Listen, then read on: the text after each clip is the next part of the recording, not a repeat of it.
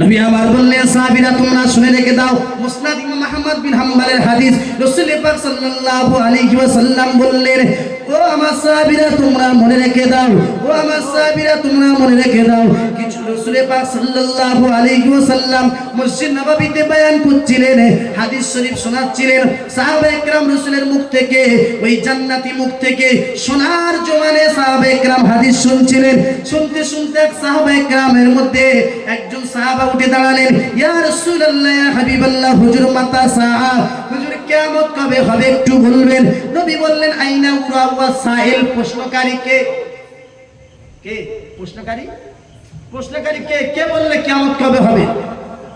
নবী আমার বললেন, সাহাবীরা তোমরা শোনো, আলোচনা তো আমি করছিলাম, কিন্তু আলোচনার ভিতর থেকে একজন কে উঠে দাঁড়ালো, বললে কিয়ামত কবে?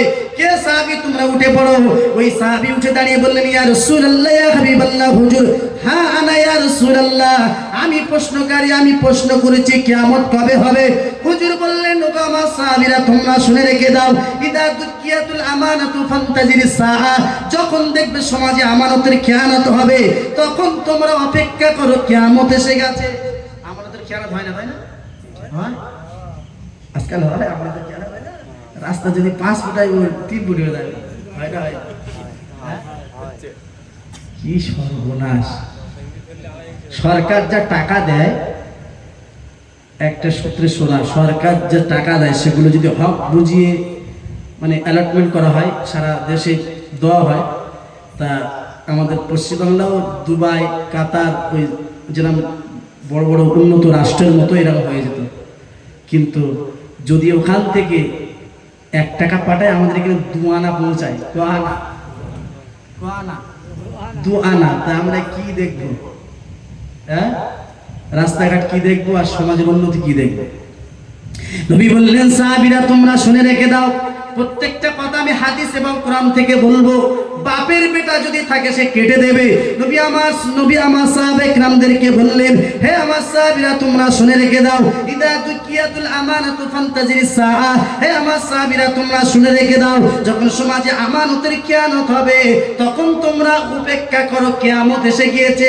সাহাবায়ে কেরাম জিজ্ঞাসা করলেন, ইয়া রাসূলুল্লাহ, ইয়া হাবিবাল্লাহ, হুজুর ফাকাইফা ইযাতু ইয়া রাসূলুল্লাহ, ইয়া হাবিবাল্লাহ, হুজুর আমানতের কিয়ামতটা কিভাবে বুঝবো?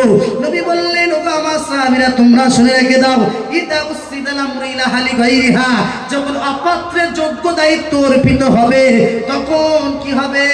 আমানতের কিয়ামত হবে। আমানতের কিয়ামত, আর এটাই হলো কিয়ামতের বড় আলামত। কিছু বোঝাতে পারলাম? হ্যাঁ, বলে অপাত্রে, ইদা উসিদাল আমরু ইলা আহলি গায়রিহা,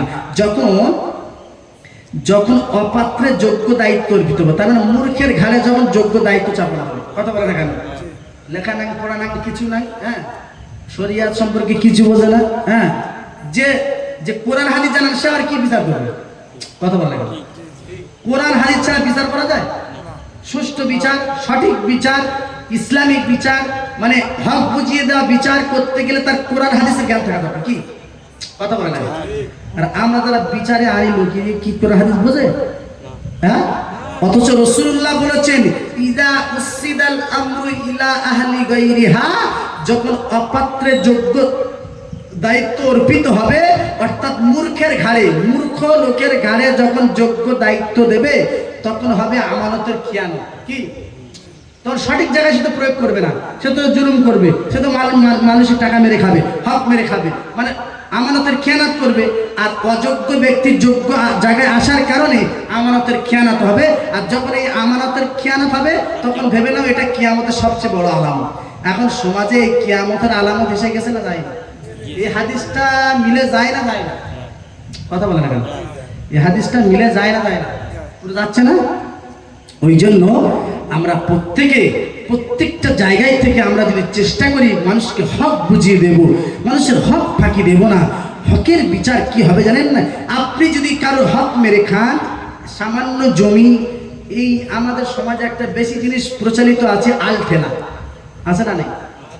হ্যাঁ, এদিকে হয়তো নেই, কিন্তু আমি বাইরের দিকে দেখেছি।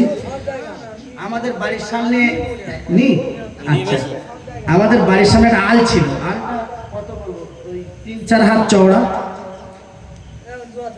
3-4 হাত চওড়া। তা ছোটবেলা ওই আল থেকে আমরা ছুটে খুব জোরে জোরে ছুটে যেতাম, পড়তাম না।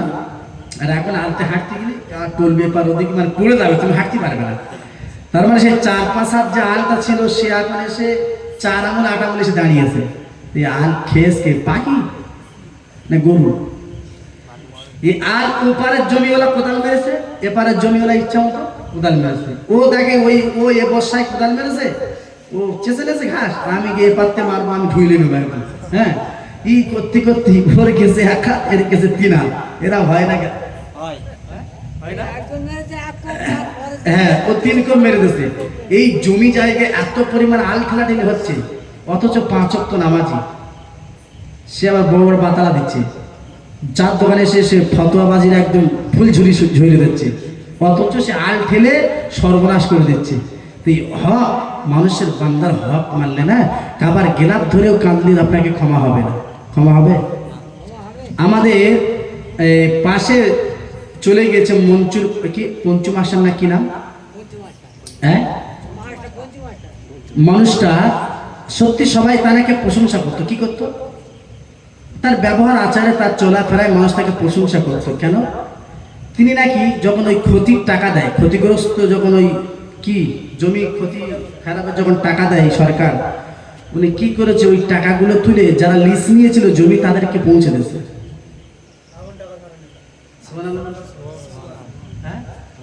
কি করেছে? টাকাগুলো কাদের দিয়েছে?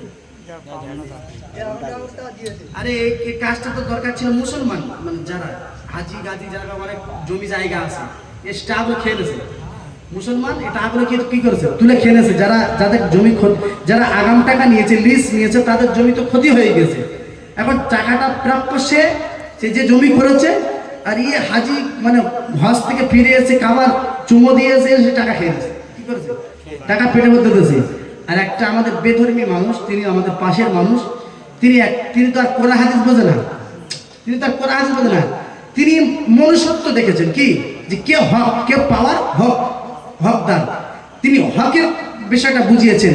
তিনি যে পাওনাদার, যে লিজ নিয়েছে, যে জমি আগাম টাকা নিয়েছে, তার ক্ষতি হয়েছে, তিনি সেই টাকাগুলো তুলে তাদেরকে দিয়ে দিয়েছে।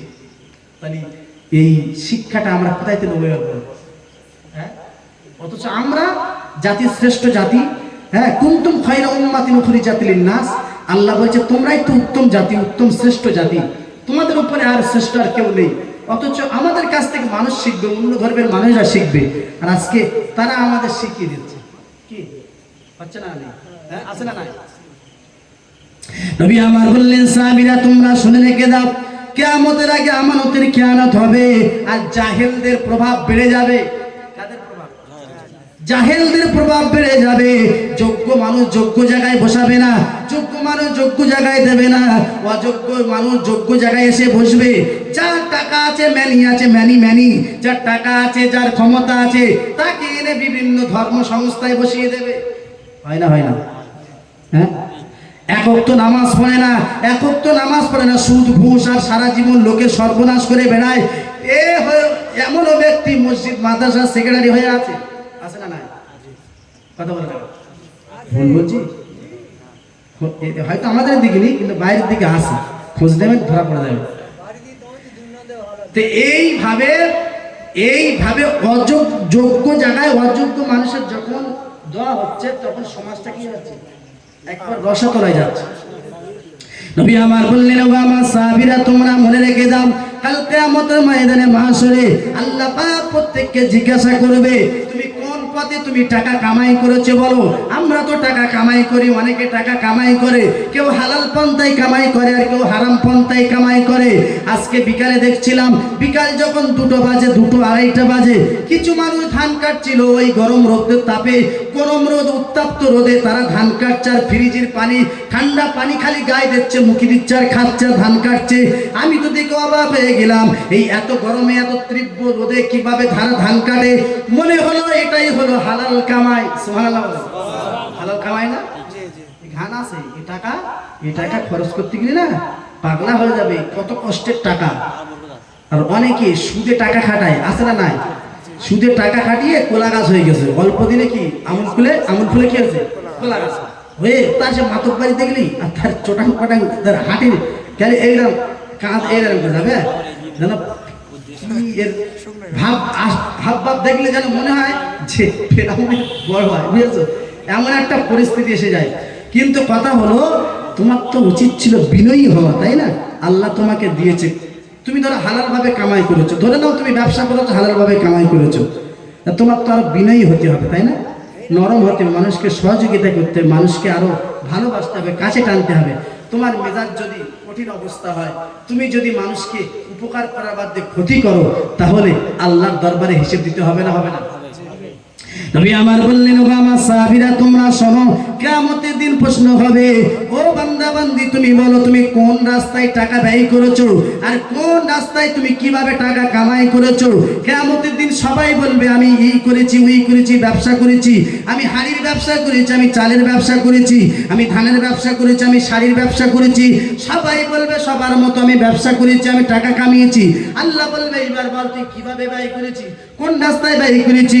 কেউ বলবে আমি ঘোড়া ছাড়াই ব্যয় করেছি, কেউ বলবে আমি কবাডি খেলায় ব্যয় করেছি, কেউ বলবে আমি বোম ফাটিয়েছি, কেউ বলবে আমি নারীর পিছনে ব্যয় করেছি, কেউ বলবে আমি লক্ষ লক্ষ টাকা উড়িয়েছি মেয়ে লোকের পিছনে, কেউ বলবে আমি লক্ষ লক্ষ টাকা উড়িয়েছি ফালতু কাজে।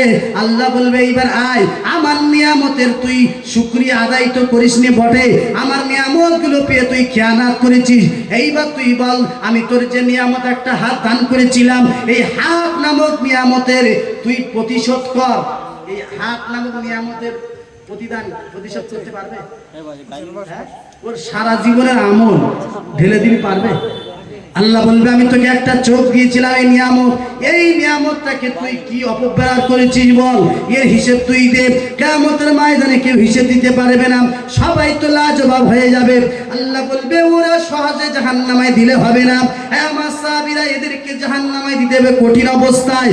লক্ষাধিক নবী ও রাসূলদের জন্য আমি আল্লাহ পাঠিয়েছি, লক্ষাধিক নবী ও রাসূলদেরকে তা'মুরুনা বিল মারুফ ওয়া তানহাউনা আনিল মুনকার, তারা সে আদম থেকে ইসারুল্লাহ পর্যন্ত সবাই এদের সৎ কাজের আদেশ করেছে, অসৎ কাজে নিষেধ করেছে। তারপরে কোরআন হাদিসের কথাগুলো এরা ডান কান থেকে শুনেছে আর বাম কান থেকে বার করে দিয়েছে। এদের কাজকে সহজে আমি জাহান্নামায় দেব না। ওই সময় ফেরেশতারা বলবে রব্বুল আলামিন আল্লাহ, এদের তো বিচার হয়ে গেছে, ফয়সালা হয়ে গিয়েছে, এদের এবার জাহান্নামায় ছেড়ে দি, জাহান্নামায় ফেলে দি। আল্লাহ বলবে ফেরেশতারা দাঁড়া, এত সহজে যে জাহান্নামায় দিলে হবে না, সূরা বনী ইসরাঈলটা খুলে দেখো।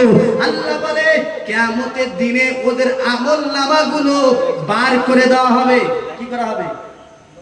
ওদের আমলনামাগুলো কি করা হবে? বার করা হবে। শুধু যেমন তেমন ভাবে বার করা হবে না, ফেরেশতারা ব্যস্ত হয়ে যাবে, আল্লাহ এ ফেদার চলবি, ফেলে দিনা দূর করে জাহান্নামায়। আল্লাহ বলবে দাঁড়া, লেট করে। লক্ষাধিক কি করেছি? লক্ষাধিক নবী ও রাসূল, লক্ষাধিক নবী ও রাসূল পাঠিয়েছি, শুনেছে না শোনা ভান করেছে। তো এর সহজে দিলে হবে না, ও ধরে বুকটা ছিদ্র কর। কোনটা করবে? জোরে বলেন। বুকটা ছিদ্র কর, বুকটা ছিদ্র করে বাম হাতটা ভেতরতে ঢোকা, বাম হাতটা ঢুকিয়ে পিছনে দিকতে বার কর। আচ্ছা বলো, এই বুক ছিদ্র করে বাম হাত ঢুকিয়ে পিছনে দিকতে বার করলে খুব আরাম লাগবে না? হ্যাঁ, হেবি আরাম লাগবে না? আল্লাহ বলবে ঢোকা, বাম হাতটা এই বুকের ভিতর ছিদ্র করে ওখান থেকে বার করে পিছনে বার কর, করে আমলনামা তুলে দে, দেখ পড়তে পার। আচ্ছা এইভাবে যদি আমলনামা তুলে দেয়, ঘাড় ভেঙে পড়তে পারবে কি? হ্যাঁ, পিছনের দিকে ফিরে পড়তে পারবে? তা ফেরেশতারা বলবে আল্লাহ আমলনামা তো নাই, হাতে তুলে দিলাম, বুক ছিদ্র করে ও পাতে হাত বার করে দিলাম, আমলনামাও তুলে দিলাম, তা পড়বে কি করে? আল্লাহ বলবে ওই সমস্ত মুজরিমিন, ওই সমস্ত পাপাচা, ওদের মাথাগুলো দুমড়ে পিছনের দিকে করে দে। সেই সময় তো আরাম লাগবে না? হ্যাঁ, জ্যান্ত মানুষের যদি ঘাড় দুমড়ে পিছনের দিকে করে দেয়, লাগবে না? লাগবে না? হ্যাঁ, অনুভব হচ্ছে না মানুষ, তাই না? দিলি বুঝতে বোঝা লাগবে, তাই না? তা এইবার ওই জ্যান্ত মানুষের ঘাট দুমড়ে পিছনের দিকে করে দেবে, দিয়ে আমার আল্লাহ বলবে ওদের হাতে আমলনামা তুলে দে। সূরা বনী ইসরাঈলের ভিতরে আমার আল্লাহ বলেন, হে মালায়েকা ফেরেশতারা, ওদের হাতে তোরা আমলনামা তুলে দে আর বল ইকরা কিতাবাকা বিনাফসিকা আল-ইয়াওমা আলাইকা হাসিবা, পয়রা দেখ তুই কত মেয়ের চোখ মেরেছিলিস, কত মেয়ের পিছনে ঘুরেছিলিস, কত নামাজ কাজা করেছিলিস, কত রোজা কাজা করেছিলিস, কত সুদের টাকা গুনেছিলিস, কত বেফাস ভাবে টাকা ইনকাম করেছিলিস, কত হারাম খেয়েছিলিস, কত মানুষের উপর অত্যাচার করেছিলিস, কত মানুষের হক ফাঁকি দিয়েছিলিস। সব তোর এই আমলনামায় লেখা আছে। ইকরা কিতাবাকা কাফা বিনাফসিকা ইয়াউমা আলাইকা হাসিবা।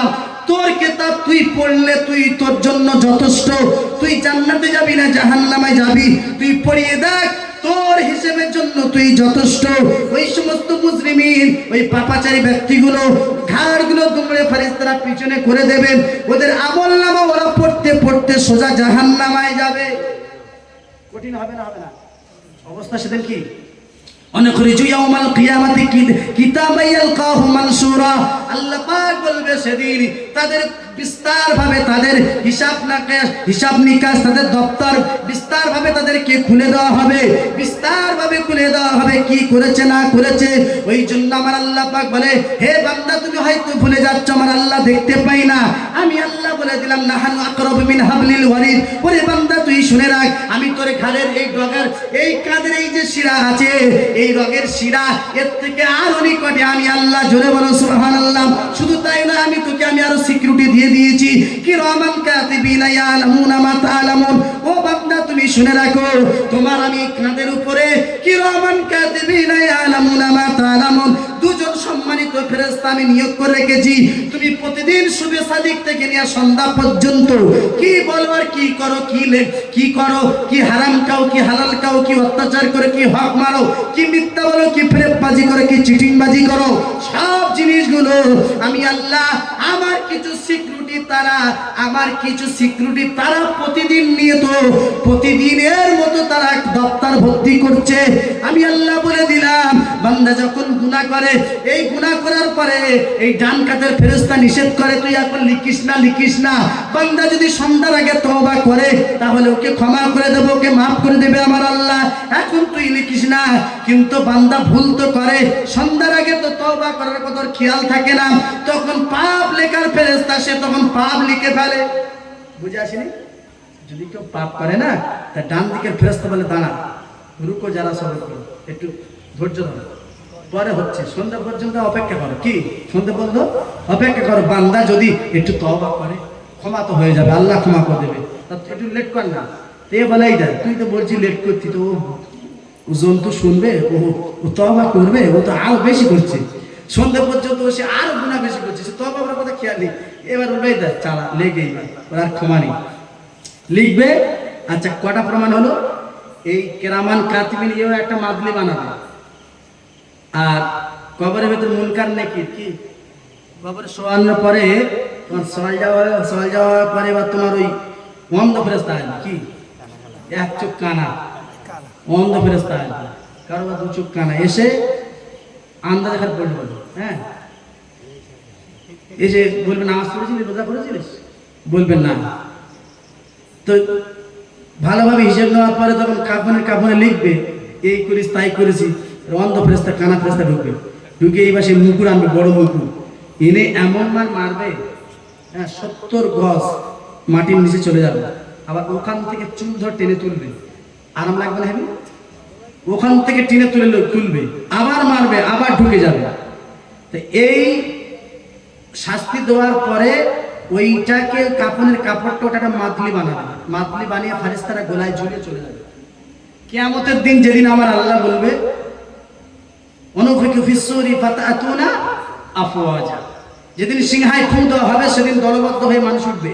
ইজা জুলজিলাতিল আরদু জিলজালাহা ওয়া আখরাজাতিল আরদু আসকালাহা ওয়া ক্বালাল ইনসানু মা লাহা ইয়াওমাইদিন তুহাদ্দিসু আখবারাহা বিআন্না রাব্বাকা আওহালাহা ইয়াওমাইদিন ইয়াসদুরুন নাসু আশতাতান লিয়ুরাউ আ'মালাহুম ফামান ইয়া'মাল মিসকালা যাররাতিন খায়রান ইয়ারা ওয়া মান ইয়া'মাল মিসকালা যাররাতিন শাররান।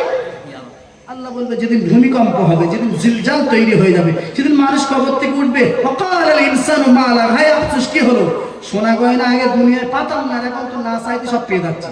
কথা বলে না?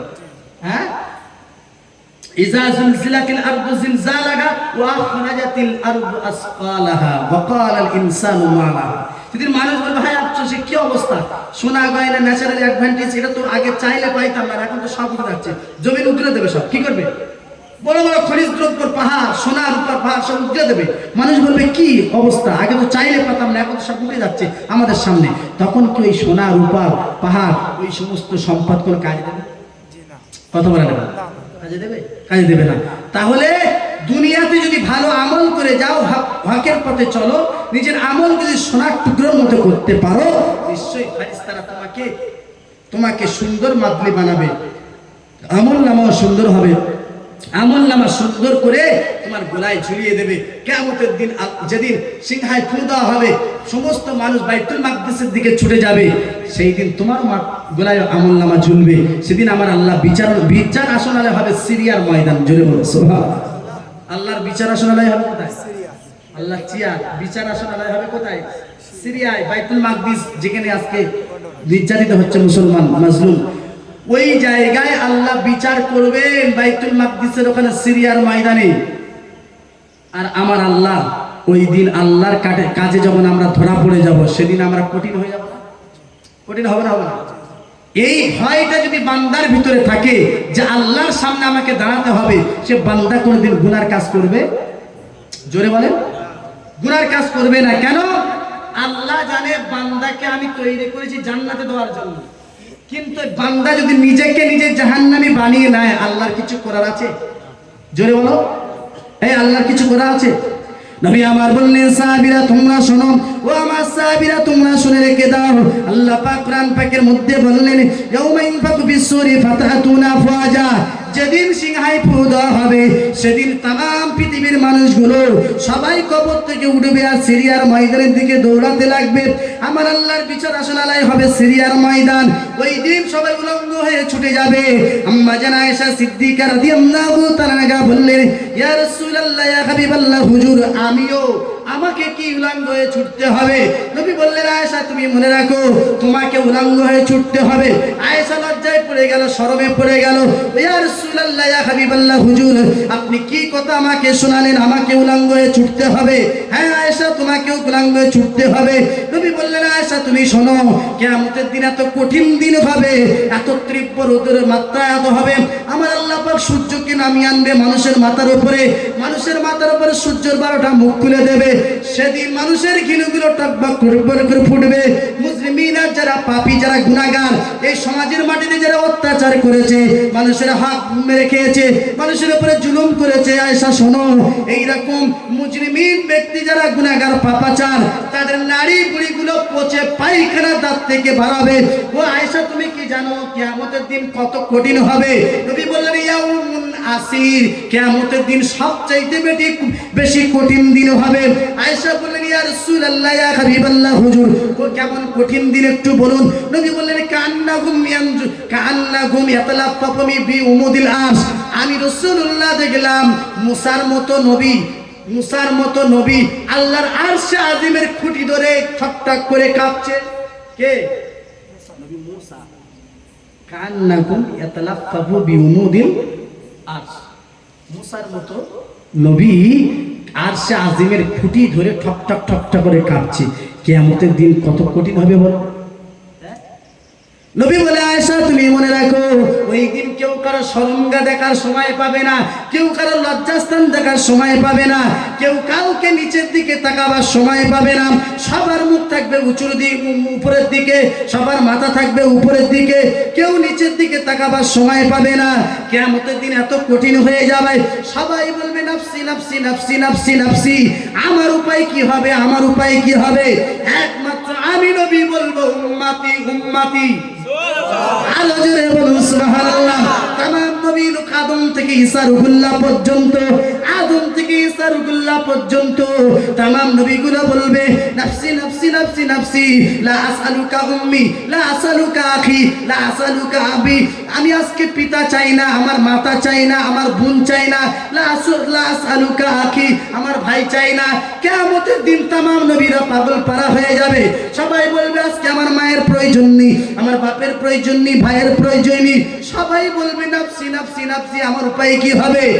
একমাত্র শুধু আমাদের চিন্তা করবে জনাবে মুহাম্মদ রাসূলুল্লাহ সাল্লাল্লাহু আলাইহি সাল্লাম বলবেন, ও রব্বি আল্লাহ, এই কিয়ামতটা আজকে আপনার আর আমার মাঝখানে ভাগ করে নেব। আরো জোরে বলুন হ্যাঁ কদ কাসামতুল কিয়ামাত কিসমাইন কিয়ামত দুটো ভাগ করে নেন কিয়ামত হবে আমার আর আপনার উম্মতের হতে হবে সুবহানাল্লাহ আরো জোরে হবে না সুবহানাল্লাহ ও রব্বুল আলামিন আল্লাহ কদ কাসামতুল কিয়ামাত কিসমাইন কিয়ামত দুটো ভাগ করে না হবে আপনি যেদিন বলবেন ফাআনা আকুলু উম্মতি উম্মতি আর আমি সেই দিন বলবো উম্মতি আর আপনি বলবেন আনতা তাকুলু রহমতি রহমতি আনতা তাকুলু রহমতি রহমতি আপনি যেদিন বলবেন রহমত রহমত রহমত ফাআনা আকুলু উম্মতি উম্মতি আমিও সেদিন বলবো উম্মত উম্মত আমার উম্মত একটু জোরে বলুন সুবহানাল্লাহ ও আমার সাহাবীরা তোমরা মনে রেখে দাও আমার আল্লাহ পাকের আমি আয়েশা আজিমে আমি সিজদায় পড়ে যাব সেদিন উম্মতে মুহাম্মাদের জন্য তামাম উম্মতের জন্য আমি রাসূলুল্লাহ আমি মিজানের পাল্লার কাছে দাঁড়িয়ে যাব আমি সিরাতের কাছে দাঁড়িয়ে যাব ছুটে ছুটে চলে যাব আমার উম্মত কি হবে আমার উম্মত কি হবে সেদিন আমার চিন্তা তো আমি করব না আমার বিবির চিন্তা করব না আমার মেয়ের চিন্তা করব না সেদিন আমার ফাতেমা চিন্তা হবে না আয়েশা চিন্তা হবে না খাদিজা চিন্তা হবে না সেদিন চিন্তা হবে শুধুমাত্র আমার গুনাহগার উম্মতের জন্য একটু জোরে বলুন সুবহানাল্লাহ আল্লাহ পাকের নবী বললেন ও আমার সাহাবীরা তোমরা মনে রাখো কাল কিয়ামতের ময়দানে যেদিন কঠিন পরিস্থিতি হয়ে যাবে আমি রাসূলুল্লাহ মাকামে মাহমুদে আমি তো সিজদায় রত পড়ে থাকবো সিজদায় পড়ে থাকবো আমার আল্লাহ আমাকে কষ্ট দিতে চাইবেন না তারপরে আমি সিজদায় পড়ে থাকবো কান্না করব রব্বি আল্লাহ আমার উম্মত একটাও যেন জাহান্নামে না থাকে একটু জোরে বলুন সুবহানাল্লাহ আমার উম্মত যেন একটা জাহান্নামে না থাকে যদি জাহান্নামে থাকে তাহলে আমি মাথা উঁচু করব না আরদা আল ওয়াহিদুল মিন উম্মতি ফিন নার ততক্ষণ পর্যন্ত আমি রাজি ও খুশি হব না যতক্ষণ পর্যন্ত আমার একটা উম্মত জাহান্নামে থাকবে আমি রাজি ও খুশি হব না যতক্ষণ না বার করে না দেবেন আমি রাজি হব না যেই বার করে দেবেন আমি আপনার উপরে খুশি ও রাজি হয়ে যাব সুবহানাল্লাহ আল্লাহ পাক বললেন হে নবী তুমি মনে রাখো আমি কি তোমার সঙ্গে ওয়াদা করি নাই তুমি কি সূরা দোহাটা দেখো নাই তুমি কোরআন শরীফ কি দেখো নাই ও নবী তোমার উপর তো আমি কোরআন নাজিল করেছি সূরা দোহার ভিতরে তো আমি আল্লাহ ওয়াদা করেছি ওয়ালা সাউফা ইউতিকা রাব্বুকা ফাতারদা হে হাবিব তুমি শুনে রাখো ও দোস্ত মুহাম্মদ তুমি শুনে রাখো আমি তো তোমাকে ওয়াদা করেছি ওয়ালা সাউফা ইউতিকা রাব্বুকা ফাতারদা ও চিরে তোমার রব তোমাকে রাজি ও খুশি করিয়েই ছাড়বে জোরে বলুন সুবহানাল্লাহ জোরে বলুন সুবহানাল্লাহ ও আমার সাহাবীরা তোমরা শুনে রাখো কিয়ামতের দিন আমার আল্লাহ আমার আরজি কবুল করবে আমার সুপারিশ কবুল করবে তোমরা কেমন জানো আইয়াবা আসাকা রাব্বুকা মাকামাম মাহমুদা যেদিন तमाम নবীরা ঠক ঠক ঠক ঠক করে কাঁপবে तमाम ওলিগুলো तमाम গৌস কুতুবগুলো সবাই ঠক ঠক ঠক ঠক করে কাঁপবে সেদিন আমার আল্লাহ আমাকে সম্মান দেওয়ার জন্য আমাকে গেস্ট হিসেবে আমাকে দাওয়াত করার জন্য আমাকে একটা উত্তম চেয়ার বানাবে মাকামে মাহমুদ করবে ওই মাকামে মাহমুদে আমাকে ফুলের মালা সেদিন আমার গলায় পরাবে আল্লাহ বলেছেন আইয়াবা আসাকা রাব্বুকা মাকামাম মাহমুদা তোমার রব তোমাকে গলায় সম্মানের মালা দিয়ে কিয়ামতের ময়দানে তোমাকে সম্মানের আসনে বসিয়ে দেবে আর জোরে বলুন সুবহানাল্লাহ ও নবী সাহাবীরা তোমরা মনে রাখো আমার আল্লাহ পাক আর আমার সঙ্গে আরো ওয়াদা করেছেন হে নবী আমি কি আপনাকে ওয়াদা দিই না যেদিন আমি আজরাইলকে আপনার কাছে পাঠিয়েছি হে আজরাইল আমার নবীর কাছে চলে যাও ইয়া রাসূলুল্লাহ ইয়া হাবিবাল্লাহ হুজুর আমার আল্লাহ আপনাকে দাওয়াত করেছে আপনাকে চলে যেতে বলেছে আপনাকে বলেছে আপনাকে আপনার হুকুম চেয়েছে আপনি এখন যাবেন না এই কথা জিজ্ঞাসা করতে বলেছে ইয়া রাসূলুল্লাহ ইয়া হাবিবাল্লাহ হুজুর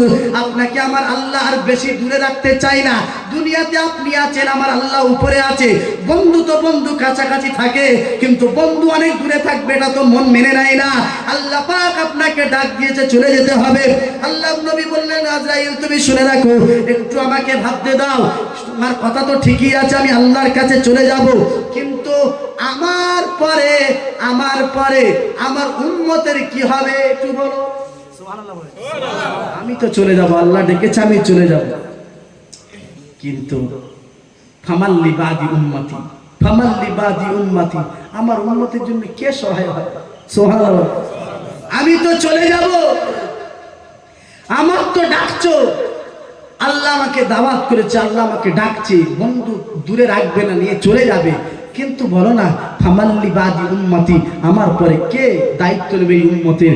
আল্লাহ বলে আজরাইল আমার হাবিবকে জানিয়ে দাও আপনার উম্মতের সমস্ত দায়িত্ব আমি আল্লাহই গ্রহণ করলাম। আরো জোরে হবে না সুবহানাল্লাহ? হাবিব তুমি চলে আসো, তোমার উম্মতের দায়িত্ব তো আমি আল্লাহ গ্রহণ করেছি। ওকে হাবিব তোমার টেনশনের কোনো কারণ নাই, তোমার টেনশনের কোনো কারণ নাই। তোমার উম্মতের দায়িত্ব তো আমি আল্লাহ নিজে গ্রহণ করেছি। ও নবী তুমি চলে এসো, আমি আর থাকতে পারি না। জিবরিল আমিন আলাইহিস সালাম আমার নবীকে বলে, ইয়া রাসূলুল্লাহ ইয়া হাবিবাল্লাহ, হুজুর কবে যাবেন আমার আল্লাহর শাহী দরবারে? আল্লাহ পাক আপনাকে সম্মানের চেয়ার রেখেছেন, জোরে বলুন সুবহানাল্লাহ। নবী বলবেন, ও আমার সাহাবীরা তোমরা মনে রাখো, শুধু এতটুকু ক্ষান্ত নয়, আমি এই উম্মতের জন্য আমি সিজদায় পড়ে থাকবো।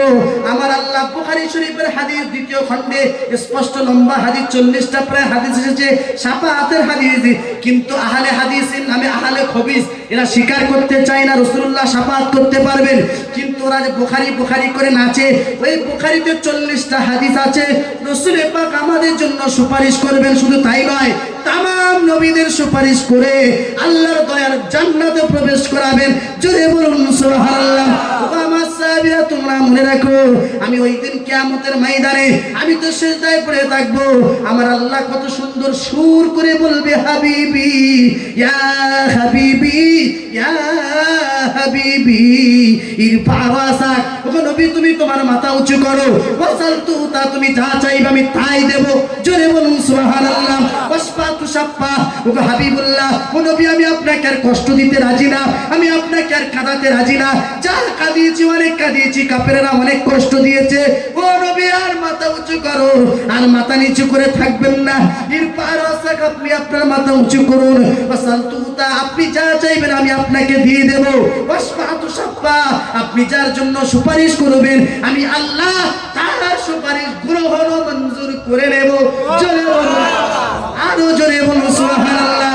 ও সাহাবীরা তোমরা মনে রাখো, আমার আল্লাহ এতটুকু বলে ক্ষান্ত হবে না।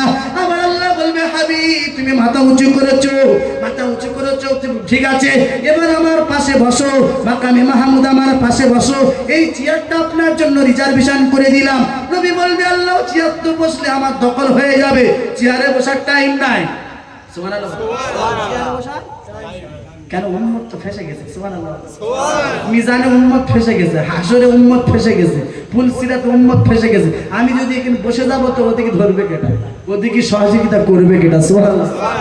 সেই নবীর সুন্নাত কজন মানি, সেই নবীর তরিকা নবীর মহব্বত কজন ভালোবাসি, অথচ নবী বলেছেন লা ইউমিনু আহাদুকুম হাত্তা আকুনা আহাব্বা ইলাইহি মিন ওয়ালিদিহি ওয়া ওয়ালাদিহি ওয়ান নাসি আজমাইন। প্রিয় নবী মুহাম্মদুর রাসূলুল্লাহ সাল্লাল্লাহু আলাইহি ওয়াসাল্লাম বললেন, ও আমার সাহাবীরা তোমরা মনে রেখে দাও, লা ইউমিনু আহাদুকুম হাত্তা আকুনা আহাব্বা ইলাইহি মিন ওয়ালিদিহি ওয়া ওয়ালাদিহি ওয়ান নাসি আজমাইন, আও কামা ক্বালা আলাইহি সালাতু ওয়াস সালাম। নবী বললেন, সাহাবীরা শুনে রাখো, তোমরা অতক্ষণ পর্যন্ত প্রকৃত মুমিন মুসলমান হতে পারবে না যতক্ষণ না পর্যন্ত আমি নবী তোমাদের বিবি বাল বাচ্চা সন্তান সন্তানাদি তোমাদের পাড়া প্রতিবেশী সবার চাই থেকে আমি নবী আমাকে বেশি না ভালোবাসবে, তোমরা প্রকৃত মুমিন হতে পারবে না, পারবে না, পারবে না।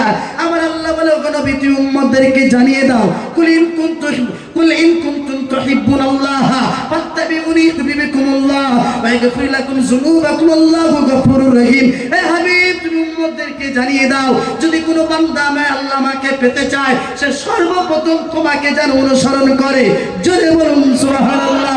ও নবী তুমি ওদেরকে জানিয়ে দাও, আপনাকে যদি ভালোবেসে ফেলে আমি আল্লাহ এই বান্দার সহায় হয়ে যাব।